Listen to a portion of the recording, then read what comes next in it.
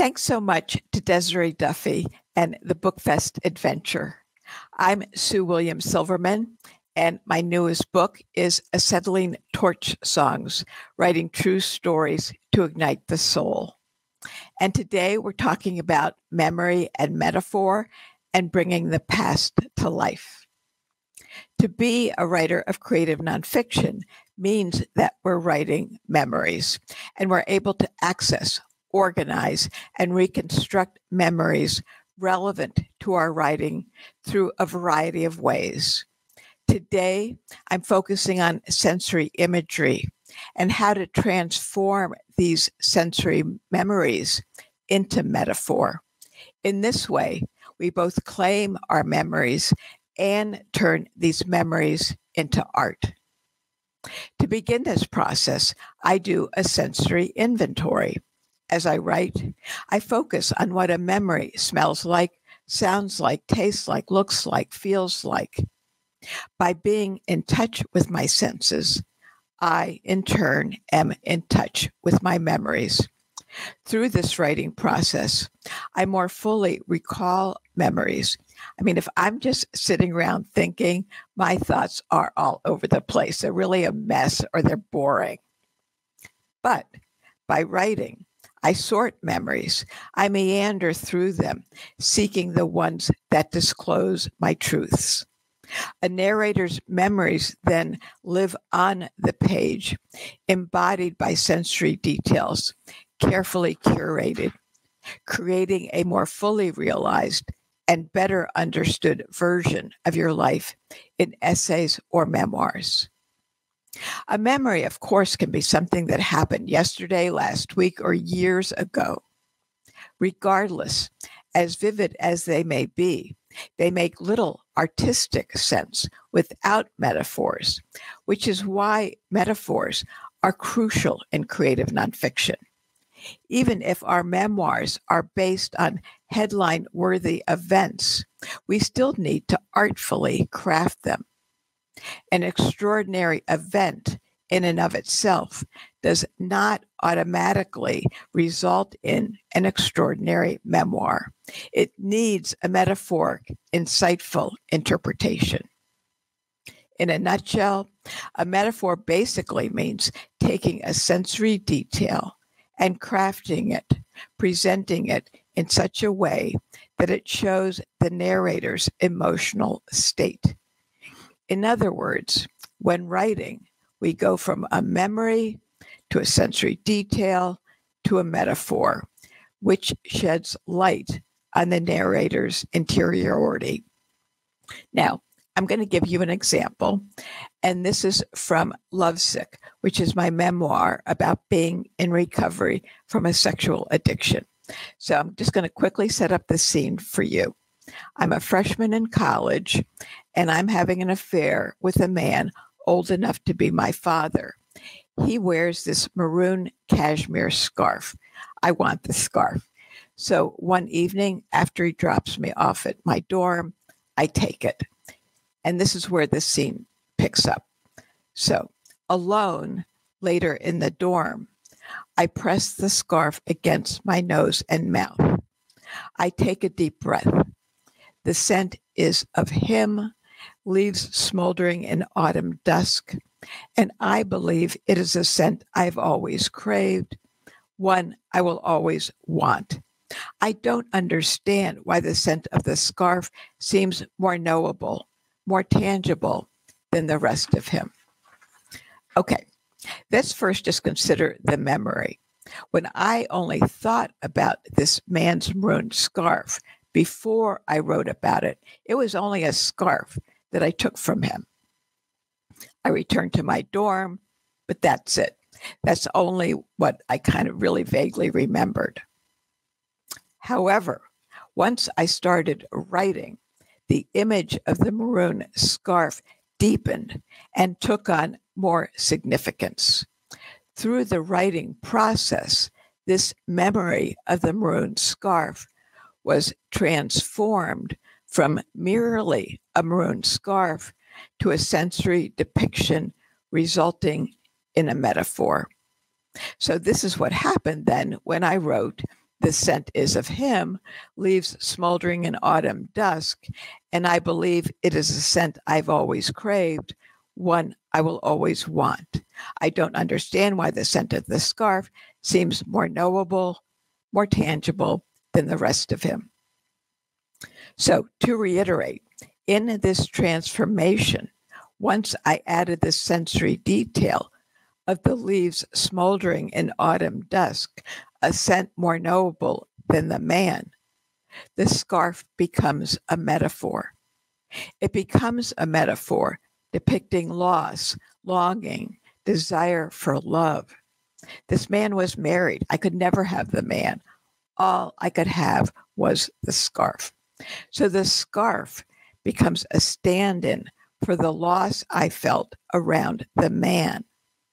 So a metaphor simply gives an abstract, universal emotions like loss, longing, a tangible quality.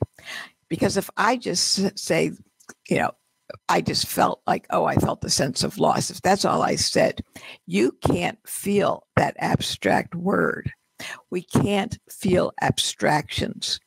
Instead, through writing, I have to show the reader the loss by using sensory, tangible imagery, such as, in this case, the scarf. In short, in order for a memory to have texture, to take on form, it needs sensory details crafted metaphorically. So, how do I, as a writer, string memories together to reveal their metaphoric selves that might ultimately form a book?